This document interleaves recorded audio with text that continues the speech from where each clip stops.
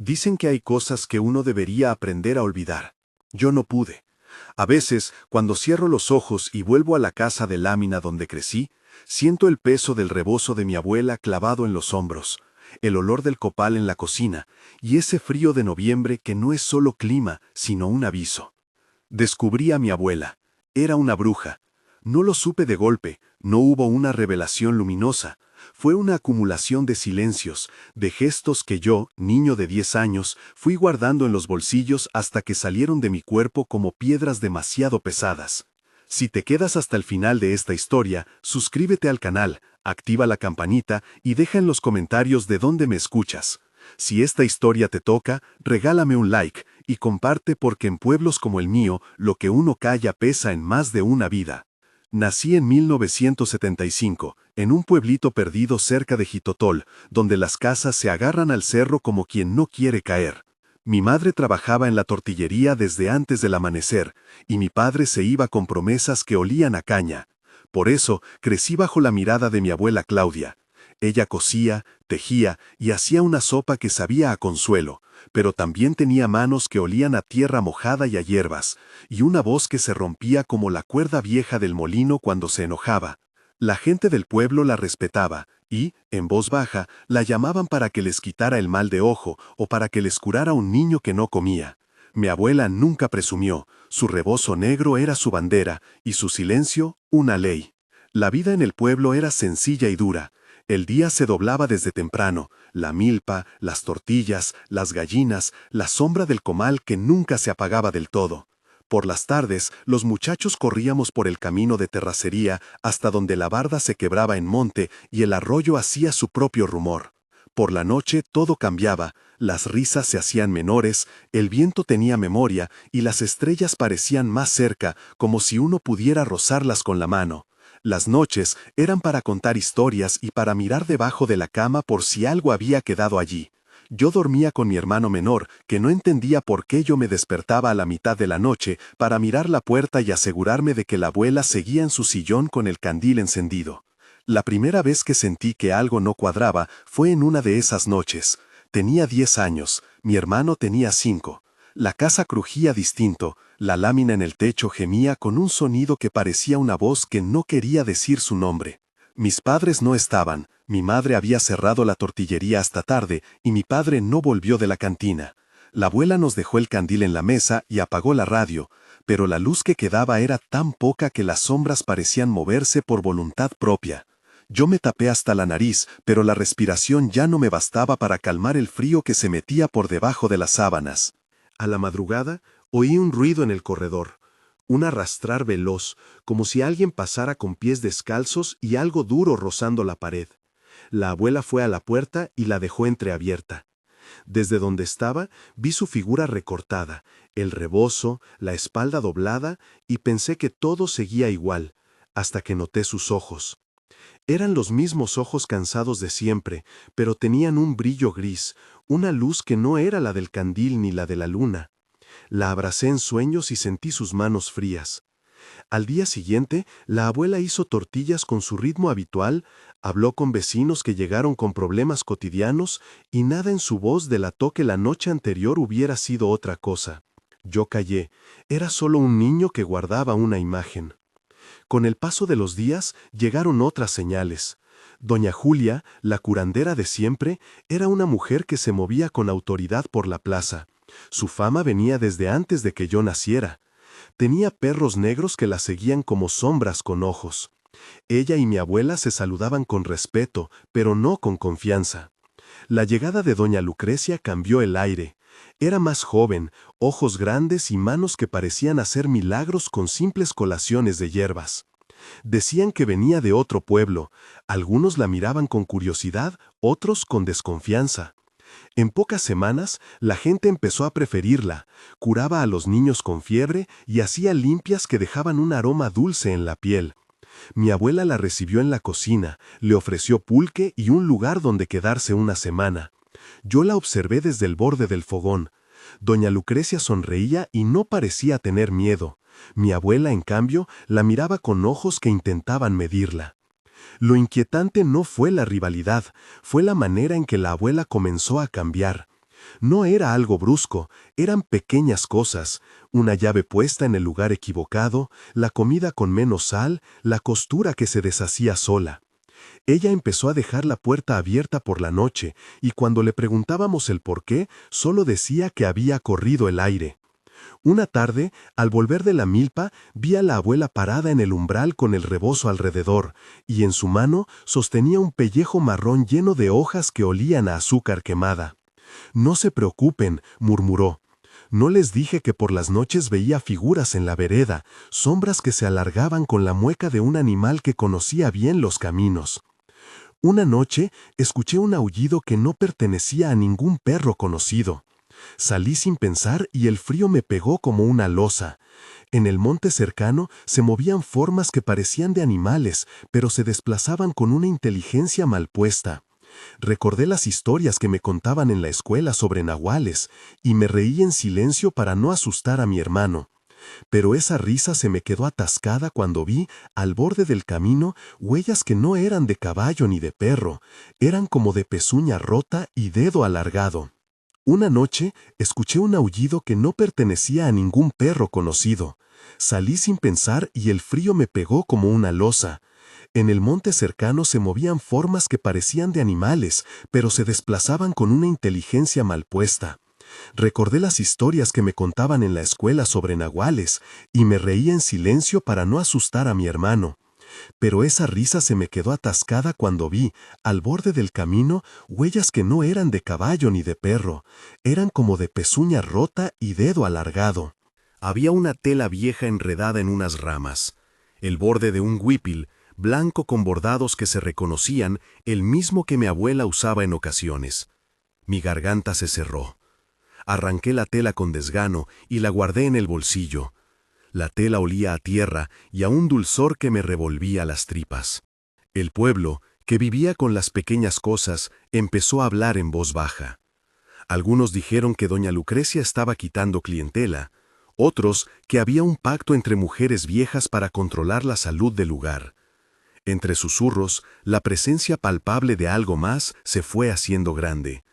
Una noche, el compadre Fausto tocó en la puerta con la cara desencajada. «Se perdió la niña de don Genaro», dijo sin levantar la vista. La niña había salido a buscar agua y no volvió. Los hombres formaron cuadrillas y el pueblo se metió en la sierra como si alguien hubiera escondido la cordura allí. Al tercer día, la pequeña volvió, pero no habló. Estaba pálida, con manchas en la piel como si hubiera dormido bajo la hojarasca, y en su cabello llevaba ramitas de monte. Al verla, la gente se separó como quien evita la tristeza. La madre lamentó en voz alta y doña Julia caminó alrededor de la niña como quien examina un objeto sagrado. Mi abuela rezó y puso una mano en la frente de la criatura. Sus dedos temblaron. Por la noche, la niña despertó gritando un nombre que nadie entendió: Lucrecia. Las miradas se volvieron a doña Lucrecia. Ella defendía su inocencia con calma y ofrecía remedios que aliviaban. Sin embargo, en la plaza, gente aferrada al miedo comenzó a oír lo que la razón no podía sostener. Días después, desapareció una vieja de la otra punta del pueblo. Luego, un perro apareció con las costillas visibles y la mirada de alguien que había visto demasiado. Las sospechas brotaron como un hongo en la humedad. Fue entonces cuando la abuela cambió de estrategia. Dejó de recibir visitas y empezó a coser de noche, en su cuarto, con un candil pequeño que apenas iluminaba su boca. A veces, cuando pasaba, la veía con los ojos cerrados, como rezando. Otras la encontraba sentada con el rebozo extendido, barriendo con las manos un polvo que solo ella veía. Yo empecé a espiar, con la culpa pegada a mis pies. Una noche me levanté y la casa parecía un barco al que habían arrancado la vela. Todo flotaba en silencio. Saqué la linterna grande que mi padre tenía para cuando iba a cuidar la cantina y salí al patio. Caminé hacia la parte de atrás donde el arroyo hacía su propio mapa, con la intención de ver si los perros seguían al rastro. Entre el matorral noté huellas frescas y un trozo de tela que no reconocí. Me agaché. El olor que subía era dulzón como fruta pasada, y una sensación de náusea me pegó al estómago. Temblando, recogí aquel trozo. Era un pedazo de un vestido de mujer, con un bordado en rojo que se parecía a las flores que mi madre cosía. Sentí que una mano invisible me apretaba la garganta y corrí de vuelta a la casa, con la tela apretada en las manos como prueba de algo que yo no comprendía. Al día siguiente, la tela apareció sobre la mesa de la cocina, plana y limpia, como si nadie la hubiera tocado. Mi madre dijo que no sabía de dónde venía. Mi abuela la miró con una calma que me asustó. «Que se lleven a la niña», murmulló una vecina, y en la sombra la gente comenzó a pedir que la autoridad del pueblo hiciera algo. El síndico, hombre de pantalones remendados y 2 tamaños más grande, no quiso tomar partido. Prefería que las cosas se arreglaran solas, con la gente susurrando en las esquinas. Las voces, sin embargo, se hicieron más firmes. Se hablaba de curanderas nuevas, de pactos con la noche, de nahuales que tomaban forma de perros y de mujeres que dejaban que sus ojos se abrieran a cosas que no se deben mirar. Doña Julia, que siempre había tenido poder, hizo una manifestación silenciosa. Reunió unas cuantas mujeres y, sin palabra, empezó a recorrer las casas con copal y agua bendita, haciendo limpias que dejaban un humo blanco y un regusto amargo en la lengua. La abuela, al verla pasar, se escondió tras la puerta como quien no quiere que su rostro sea visto. Yo, escondido tras la barda, la vi arrodillarse y soltar unas palabras que no alcancé a entender mientras sus manos recogían tierra del patio. Fue la primera vez que la vi rezar de esa manera, como pidiendo permiso. Una tarde de otoño apareció doña Lucrecia en la cocina. Dijo que iba a ayudar a mi madre con las tortillas.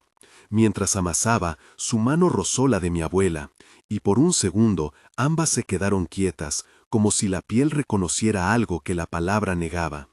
Al separarse, la abuela dejó un trozo de papel en la mesa, doblado en 4.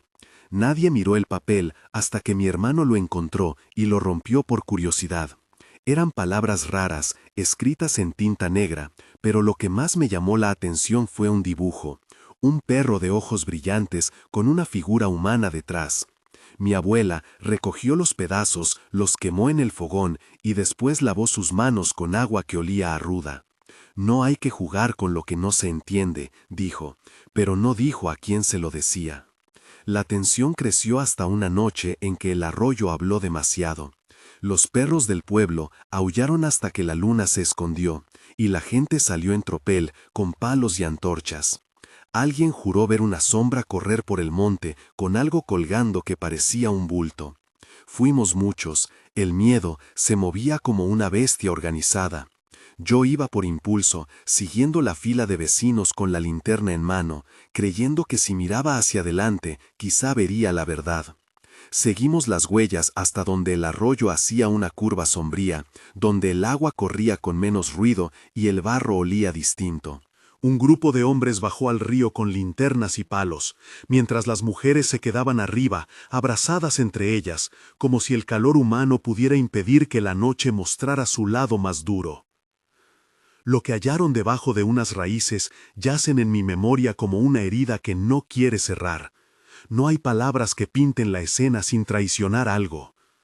Vi la tela primero, el mismo bordado rojo que yo había visto aquella noche. Luego, un remolino de cabellos atrapados en las ramas.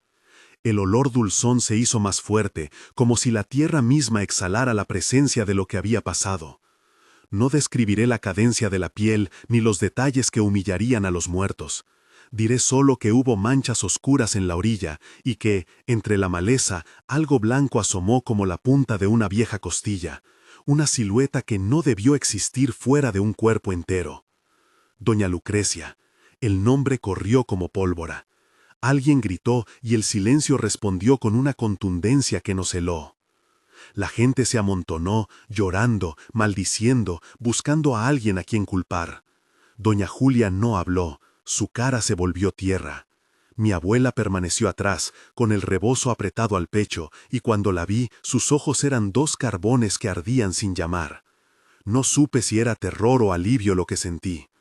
Alguien dijo que habían visto perros negros rondar la orilla la noche anterior. Otros afirmaron que habían escuchado aullidos y rezos al mismo tiempo. El síndico llamó a la autoridad del pueblo vecino, pero la distancia no cura lo que el miedo abrió. Fue la primera vez que vi a hombres que, minutos antes, se saludaban con calma, señalar con la mirada a otras personas como si ya tuvieran sentencia. En la plaza se armó un corrillo, palabras se cruzaban. Ella lo sabía, era bruja, pacto, nahual. Se miraban a mi abuela con una mezcla de odio y temor. Doña Julia caminó entre la gente con paso firme y preguntó quién había visto el cuerpo primero. Las respuestas eran confusas. En un rincón, Fausto rompía en llanto. Mi madre sostenía a mi hermano que no entendía por qué los adultos hablaban tan fuerte. Yo me mantuve en la sombra, con las manos apretadas en los bolsillos, sintiendo que las piedras del camino me clavaban los recuerdos como si fueran agujas. Esa noche, alguien sugirió que la culpable era la nueva curandera, que había traído a sus perros, que había ofrecido remedios a cambio de favores. Otros, mirándome a mí y a mi abuela, susurraron que la familia guardaba secretos. Uno de los hombres, con la voz dura por el licor, se acercó a la abuela y la señaló con el dedo tembloroso. «Tú la trajiste», dijo. La abuela no respondió. Su mano buscó la mía y la apretó con fuerza. Sentí que me quemaba. «Yo no la traje», murmuró con voz rota, y entonces algo en su rostro cambió, una mezcla de tristeza y desafío que no entendí. Al amanecer, la gente trabajó en silencio. El cuerpo de doña Lucrecia fue llevado con cuidado al panteón. Las mujeres cubrieron sus cabezas y la lluvia empezó a caer como si el cielo también quisiera lavar algo. La abuela no fue a la misa ni a la sepultura. Dijo que tenía que quedarse por la casa, por la limpieza, por algo que parecía importante y que nadie discutió. Yo la vi desde la puerta, sentada en su sillón, mirando un punto fijo en la pared, como si viera algo que los demás no podíamos ver. En sus manos tenía un pequeño cuenco con ceniza y sobre él unas migajas de pan. Se los llevé sin preguntar. Ella me miró y por primera vez no reconocí a la mujer que me había acunado de niño. Había en ella una distancia que olía a costumbre antigua y a decisiones que tal vez nos incluían. Esa tarde, cuando el pueblo aún hablaba con la garganta seca, escuché a dos hombres en la cantina decir que habían visto a mi abuela la noche anterior, no en la casa, sino en el camino rumbo al monte, con la luna detrás como si la siguiera. «La vimos con un perro al lado», dijo uno. «No, con varios», corrigió el otro. «La vimos hablar con animales». La palabra se fue convirtiendo en sentencia. Mi abuela era señalada por los muertos y por los vivos. La acusación no necesitó pruebas, el miedo se transformó en prueba. Esa noche me levanté y la encontré sentada en el patio, el candil apagado, la cara iluminada por la luna. No me vio al principio. Tenía el rebozo alrededor y sus manos jugaban con una cuerda. Me acerqué. Ella no dijo nada, y por un segundo su expresión fue la de la mujer que me enseñó a amasar tortillas. Luego, con una voz que parecía salir de lejos, me dijo: «Los ojos del mundo son necios, chico, no ven lo que debe quedar enterrado». No entendí. «Hay cosas que se protegen y otras que se pagan», añadió, y su mano apretó la cuerda hasta dejarla blanca. «Prométeme que no hablaras», pidió de pronto. Yo asentí, como quien firma sin mirar. Prometí, callé, guardé el pedazo de huipil en un cajón y cerré con llave la memoria, pero las cosas no se ocultan así. Unos días después, la abuela desapareció de casa, por una noche entera. Mi madre lloró y la búsqueda fue igual que la de los demás. La encontramos al amanecer, sentada en la entrada del panteón, con la ropa desordenada y barro en las rodillas. No habló. Sus ojos, otra vez, estaban grises como ceniza. En su mano tenía un collar hecho de pequeñas cuentas negras que nunca le había visto antes. Se lo arrancó sin querer cuando me vio y me lo lanzó con la cabeza baja. «Cuídalo», dijo. No supe si era para mí o para mi hermano. Fue la última noche en que la vi sin ese peso en la mirada. La voz del pueblo se partió en dos, los que la protegían por respeto a los años que había curado a sus hijos y los que querían verla tras las rejas. El síndico, cansado de las miradas, propuso un acuerdo, que la abadía, los ancianos que tomaban las decisiones en la puerta de la iglesia, se reuniera con las curanderas para encontrar una salida. No hubo salida fácil. Doña Julia pidió pruebas y juramentos. Una parte del pueblo sugirió expulsarla, otra que confesara lo que supiera.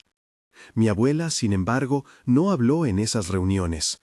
Se quedó en casa tejiendo y mirando el fuego, y yo la observaba desde la ventana, comprendiendo que algo en mi infancia se había convertido en territorio extranjero. Y entonces, una madrugada, alguien encontró huellas en el arroyo que llevaban hacia un lugar donde el barro se amontonaba y los juncos parecían doblarse en señal de respeto. Allí, entre ramas deshechas, apareció un objeto que cambió la historia de mi pueblo: el rebozo de mi abuela, atado a una pata de madera que parecía una astilla clavada en la tierra. La gente dijo que era símbolo de pacto. Algunos gritaron que era señal de brujería. Yo supe en ese instante que lo que había guardado en el cajón no era una curiosidad de niño, sino una pieza perdida en un rompecabezas demasiado grande. Me acerqué y la tela olía a la lluvia y al corazón de la noche. Al tocarla sentí una vibración pequeña, como si algo en la tierra respondiera. Entonces alguien habló en voz baja. Si ella tiene rebozo en el río, alguien la obligó a jurar.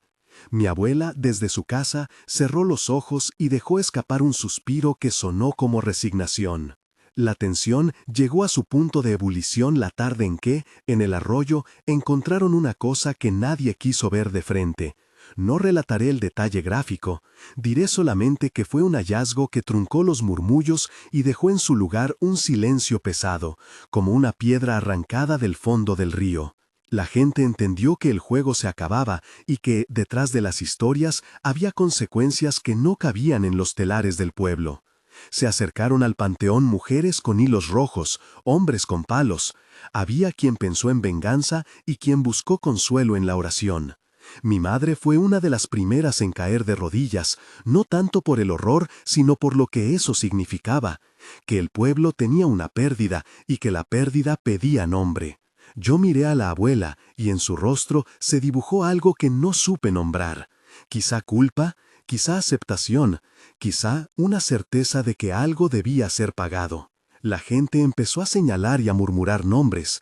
Doña Julia, con esa calma que siempre la acompañó, dijo poco y miró a la abuela con un silencio que era máxima condena. La acusación tomó cuerpo, pero también hubo quienes defendieron a mi abuela, porque la conocían desde joven y sabían de sus curaciones. La división era una herida abierta en el pueblo.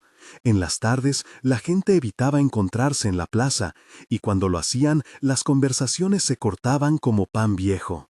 A partir de aquel día, la vida del pueblo se repartió entre los que querían cerrar el capítulo y los que querían desenterrar más. Para mí, niño que había hecho una promesa, la culpabilidad fue un peso insoportable. No sabía entonces si mi abuela había pactado con la noche para protegernos o si había hecho algo más que la gente no soportaría. Solo sabía que la existencia de la verdad hubiera cambiado todo para siempre y que el silencio, aunque me asfixiara, era lo único que podía ofrecerle. Caminé por las calles evitando las miradas, sintiendo a mi alrededor la curiosidad que pesa más que un crimen. Esa noche, mientras la luna pintaba de plata las tejas del pueblo, escuché a un grupo de hombres debatir si debían llevar a la abuela al panteón y exigir una confesión. Otros proponían que se la llevaran al monte y la dejaran con la naturaleza para que ésta juzgara. Yo estaba en el umbral, con la linterna en la mano, cuando escuché a mi abuela cantar una oración antigua. Su voz se perdía entre los techos, pero en ella había una certeza rota. Me acerqué y ella me miró. «Prometiste», dijo. Yo asentí. Entonces me dijo algo que dejo en la memoria como un último regalo y una condena. Las cosas que se esconden vuelven, y a veces con hambre. No supe si hablaba de doña Lucrecia, de los perros, de mí o de ella misma. Solo supe que el pueblo, que había empezado a caminar con miedo, estaba al borde de algo que no se solucionaría con palos ni con palabras. Y así, con la noche empujando sombras contra las paredes, el pueblo se preparó para una decisión que cambiaría la vida de muchos y desvelaría por fin si mi abuela era lo que todos decían o si el miedo había decidido ponerle nombre a la desgracia. A la mañana siguiente, el pueblo amaneció sin canto. El aire traía todavía el eco seco de la noche, y cada casa parecía encogida, esperando la orden que la sacudiera. Por la plaza, donde siempre jugábamos a perseguir sombras, se formó una hilera de gente que hablaba en voz baja y se miraba con ojos que no eran los suyos. Los hombres se apoyaban en palos, las mujeres, muchas aún con las manos manchadas de hilo, se abrazaban a los costales de harina como si eso pudiera sostenerlas. Doña Julia estuvo en la primera fila. Su rostro era una máscara de calma que dolía. Mi madre no miró a nadie. Tenía las manos temblorosas y su pie izquierdo, que siempre golpeaba el suelo al caminar, no tocó la tierra en todo el tiempo en que duró la espera. Mi abuela salió a la puerta de su casa envuelta en una manta que no era su rebozo. Sus manos estaban arrugadas pero firmes. Los ojos, hundidos, mantenían una mirada que guardaba algo que no quiso explicar. Cuando la vieron, hubo un murmullo que se partió en dos. Un grupo se acercó con la intención de hablar, otro cerró filas como si quisieran impedir que la piel de la anciana se ensuciara más. El que habló más alto fue un hombre que siempre hizo de la palabra cuchillo. Que confiese, dijo. Si hizo un pacto, que nos diga con quién lo hizo y por qué. Nadie preguntó por qué la noche le había traído a esa mujer lo que había traído. La culpa se repartía fácil. Yo me quedé atrás, junto a la esquina donde guardaba mis cosas, con la certeza clavada en el pecho como una espiga. Tenía en el bolsillo el pequeño objeto que había escondido en el cajón. Lo presioné con los dedos hasta que sintieron frío. No podía permitir que todo terminara en gritos. Si mi promesa era una cárcel, entonces tendría que aprender a caminar en ella sin desplomarme. Pero la promesa también era una cuerda. A cada paso que daba, recordaba la voz de la abuela y su advertencia. Las cosas que se esconden vuelven, y a veces con hambre. ¿Con hambre de qué? ¿De olvido? ¿De justicia? ¿De confesión? Los hombres que decidieron llevarla al panteón no esperaron a la tarde. Dijeron que era mejor que la verdad saliera en la sombra fría del camposanto, que allí la tierra hacía preguntas que la gente temía formular en la plaza. La agarraron sin violencia, porque la abuela no ofreció resistencia. Su boca se abrió en un canto que nadie escuchó como canto, sino como despedida. Mi madre cayó de rodillas otra vez, esta vez con un llanto que atravesó las manos de la gente. Yo quería correr hacia ella, decirle lo que sabía, enseñarle la prueba que ardía en mi bolsillo, pero en la garganta se me había muerto la palabra abuela, y solo podía oír la suya, antigua y rota: prometiste.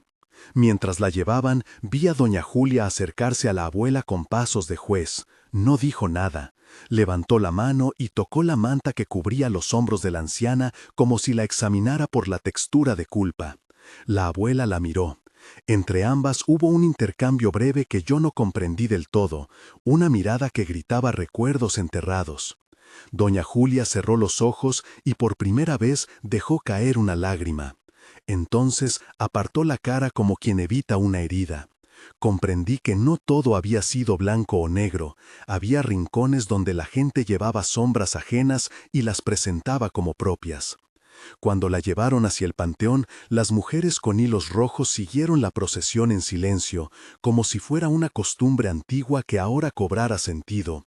Las rojas servían de hilo para que la muerte no se llevara del todo la voz. Al llegar, la tierra estaba fría y dura por la madrugada. Un hombre levantó la voz y dijo que la abuela debía jurar delante de todos, con la cruz puesta, o que debía pasar una noche en el monte para que la naturaleza pronunciara la sentencia. Hubo voces a favor y en contra. Los ancianos, que tantas veces gobernaron con promesas de calma, se retiraron a discutir a la sombra de la ceiba. Yo vi a mi madre levantarse y ponerse en medio del camino, como un escudo humano, y supe que si quería hacer algo, debía decidir en ese instante. Corrí hacia la casa con la excusa de buscar agua y en realidad fui a donde guardaba la cosa que ya no era curiosidad. El trocito de madera con un nudo de hilo, la piedrecita con una raya, el papel arrugado donde mi letra infantil había intentado copiar símbolos que mi abuela murmuraba en la noche. Al tocarlo otra vez, sentí la misma vibración pequeña, como una respuesta lejana de la tierra. Un pensamiento me atravesó. ¿Y si lo que protegía a la gente del pueblo no era una promesa, sino una deuda? Si lo que volvía con hambre no pedía carne, sino memoria, nombres, reconocimiento. Saqué un pedacito de tela que yo mismo había guardado junto a la madera. Era del mismo color que el rebozo encontrado, solo que más desteñida, marcada con costuras de manos que ya no se ven. Decidí ir al arroyo, a contracorriente de la procesión.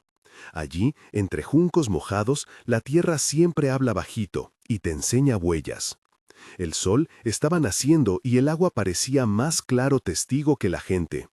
Seguí la orilla donde aparecieron las huellas que cerraban el misterio la noche anterior. Encontré la astilla clavada en la tierra, todavía olía a lluvia. La ata del rebozo cortaba el aire con un hilo que alguien había desatado con prisas. Busqué indicios de que alguien había venido después de la abuela. Huellas que no correspondieran a las suyas, restos de pasos ligeros como de niño.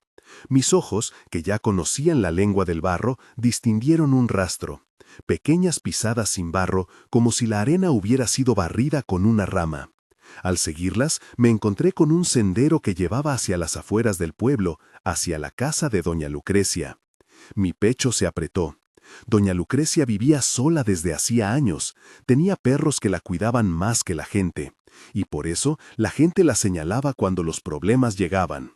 Si el arroyo había devuelto algo, tal vez era a ella a quien la noche había vuelto. No quería creerme capaz de seguir esa pista, pero el objeto en mi bolsillo me empujó. Había en él una marca, un pequeño surco que coincidía con una cicatriz en la mano de la abuela, la misma que yo había visto al nacer, una línea que cruzaba piel y tela como si el tiempo hubiera cosido ambas cosas. Llegué a la puerta de doña Lucrecia sin hacer ruido. Sus perros me olfatearon con curiosidad y luego me permitieron acercarme, como si supieran que mi intención no era mala.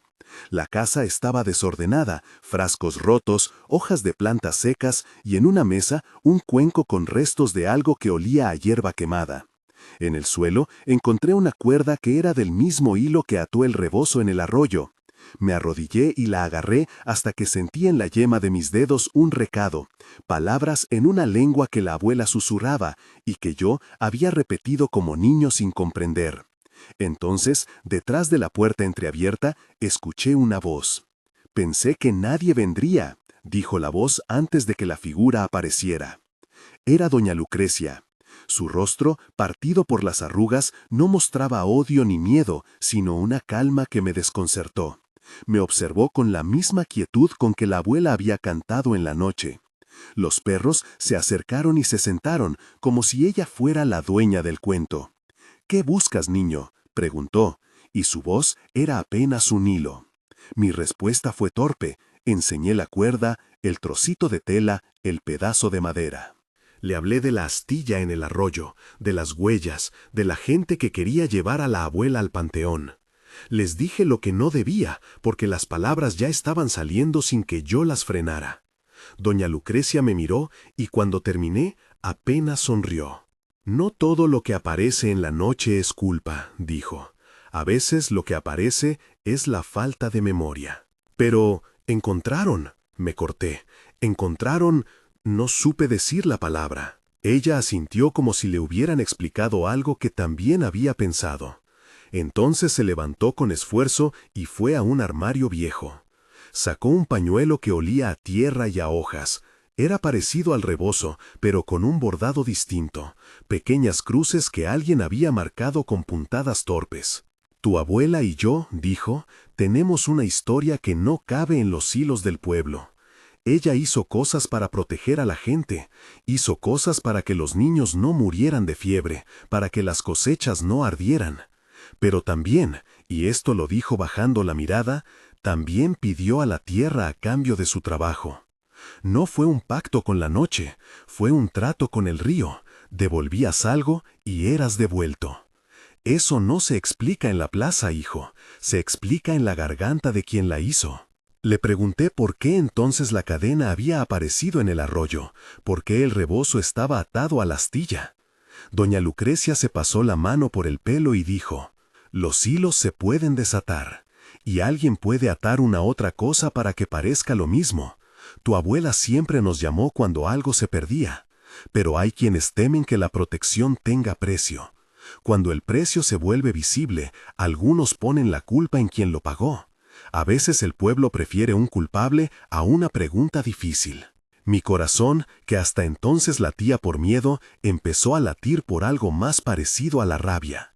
Si había alguien suficiente para tender una trampa, había alguien que temía pagar.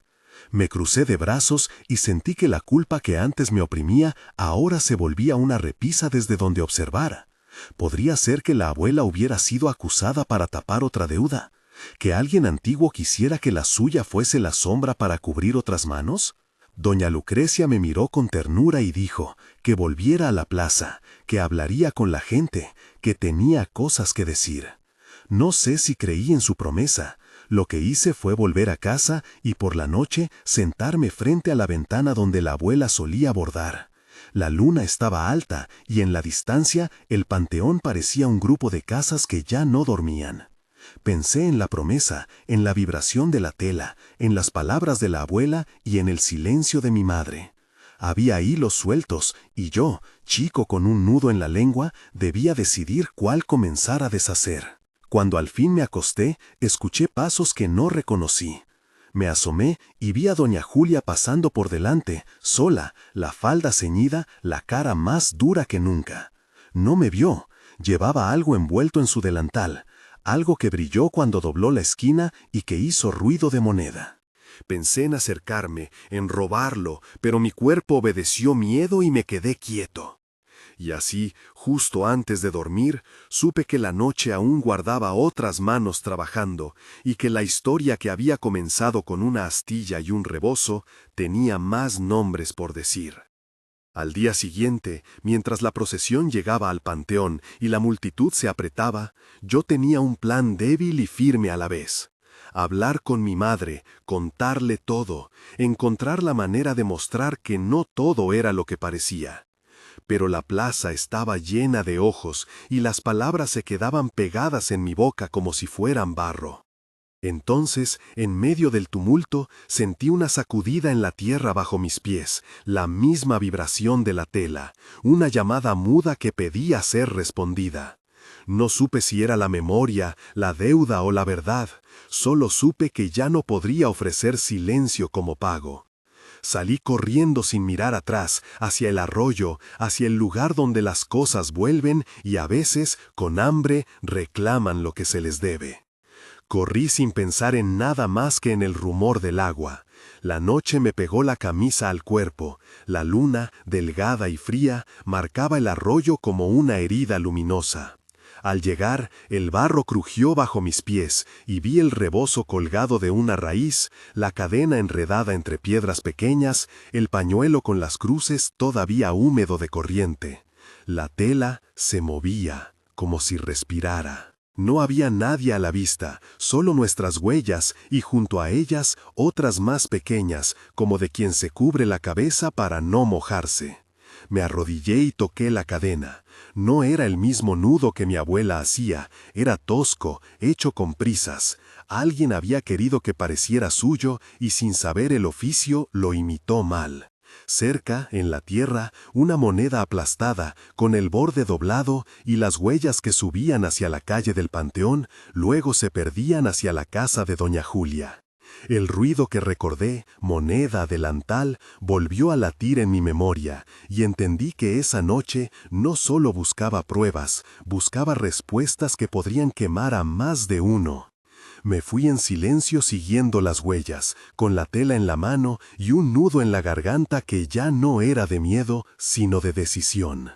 Me acerqué sin dar ruido, con las rodillas embarradas y la respiración contenida, como si el aire pudiera delatarme. La casa de doña Julia olía a ceniza y a caldo viejo, una luz temblaba entre los barrotes de la ventana y el gallo, temprano, ya dejaba su canto corto y viejo. Las huellas que seguí se perdieron en el portal de piedra, se asomaron al umbral y se hundieron en el patio donde la tierra, seca de días sin lluvia, guardaba la marca de pasos recientes. Me arrimé al muro, apoyé el rebozo en mi pecho y dejé que la tela me recordara lo que no quería olvidar. Las manos de mi abuela tejiendo, el nudo exacto, la forma en que ella doblaba la moneda entre los dedos antes de guardarla. Una voz rasposa habló desde dentro y otra respondió en susurros. Reconocí a doña Julia antes de verla por su manera de cuchichear cuando había que decir cosas graves. Junto a ella hablaba un hombre, cuya sombra se movía en la pared. Apenas pude distinguirlo por la rendija, pero su hablar era de gente que anda en caminos y regresa con manos sucias. Sonó el tintineo de monedas envueltas en tela, el mismo ruido que escuché la noche anterior al doblar la esquina. El corazón me dio un salto corto y confiado. La moneda que vi no había caído del río por casualidad. «Lo hice tal como dijiste», dijo la voz del hombre. Dejé la cadena en la raíz, até el rebozo al palo. No sabía si serviría, pero los niños lo vieron esta mañana y las lenguas empezaron a andar. Se oyó la risa de doña Julia, corta y sin alegría. «Lo que hace falta es un cuento que cierre la puerta, Martín. La gente quiere creer que esto fue cosa de la abuela y ya. Así pagan menos por aquello que no entienden. Tú ya sabes cómo se arman las historias». Apreté los puños hasta que la tela del rebozo me clavó los dedos. Martín, el hombre en la sombra, carraspeó. «Pagan», dijo. «Te creen si lo cuentas como tú quieres. Y si no, ya les digo que yo lo hice por la mitad. No puedo seguir dando favores». «No serán favores», contestó doña Julia. «Es costumbre, y la costumbre, cuando pesa, se arregla con moneda». La palabra moneda me pegó en lo hondo. Algo dentro de mí, que había estado a punto de romperse en silencio, se tensó como cuerdas. Escuché a Martín alejarse con pasos ligeros, la puerta tras él cerrándose con el crujido de siempre. Doña Julia se quedó sola, y en el cuarto recogió el bulto de su delantal, lo apretó contra el pecho y murmuró una vez, como si se hablara a sí misma, una frase que reconocí. «Que quede así, que la abuela sirva». El estómago me dio vueltas. No supe si entrar o marcharme a buscar a mi madre, si llamar a doña Lucrecia para que cumpliera su promesa en la plaza. Tenía la boca seca y la lengua pegada al paladar. Mi pie derecho, sin pensarlo, se adelantó. Fue entonces cuando la puerta, inesperadamente, se abrió de golpe y la figura de doña Julia apareció recortada contra la lánguida luz del interior. Sus ojos, al encontrarme, se abrieron como ríos que no habían previsto la sequía de mi audacia. «¿Qué haces ahí?», preguntó sin levantar la voz lo suficiente para que la calle entera la oyera, pero con todo el filo de su ira contenido. No pude responder. La tela del rebozo pesaba como una acusación en mi mano. Me imaginé la escena en la plaza, las voces, la gente tomando partido sin preguntas, la abuela convertida en un nombre que se pronuncia para calmar otros miedos. Doña Julia dio un paso hacia mí y en la penumbra vi que sus manos estaban manchadas de algo que no era solo tierra. Tal vez era caldo, tal vez tinta de otra cosa. Pensé en huir, en esconder la evidencia en el arroyo. Pensé en dejar que la noche cuidara sus secretos. Pero aquel brillo de moneda en su delantal, la misma moneda que yo había visto rodando en la tierra, me clavó en el lugar. «Eso te pertenece», dije por fin, y mi voz sonó más firme de lo que creí posible. Doña Julia me miró como se mira a un animal que pretende entender leyes de hombres. Sus labios se apretaron. «No te metas donde no te llaman», replicó. «Esa tela es cosa vieja. Pregúntale a tu madre si quiere problemas». «La abuela no hacía nudos así», insistí. «¿Por qué habría dejado la cadena así si no?» Ella escupió una risa seca y alzó la mano como para espantar moscas de la memoria. «Nunca digas lo que no sirve para vivir. A veces hay que hacer lo que hay que hacer para que la paz vuelva a la casa. Tu madre lo entiende, lo entenderá. No vuelvas a rondar las noches». Las palabras me hirieron. sentí que mi pecho se llenaba de algo que no era solo rabia, sino una especie de fatiga antigua. El cansancio de cargar verdades que no encuentran oído. Doña Julia cerró la puerta despacio, sin asegurarla del todo. Caminé hacia casa con pasos que parecían masticar la noche. Llegué a la esquina de la casa de mi madre antes de decidir. Podía oír voces apagadas desde dentro. Era temprano, pero en mi casa siempre había movimiento antes del sol. La ventana estaba entreabierta y por la rendija se escapaba el humo de la cocina y algo que olía a pan. Mi madre me vio desde la penumbra del corredor. Sus ojos se abrieron al reconocer el rebozo en mis manos.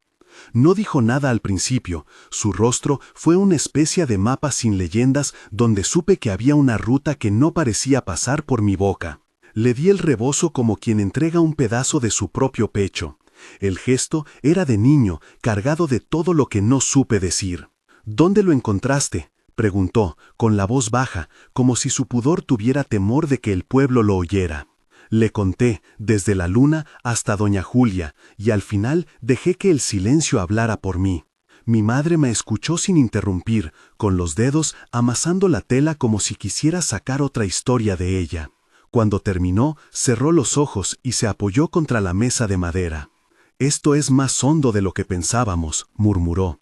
«Si doña Julia estuvo metida en esto, hay cosas que no podemos arreglar a gritos».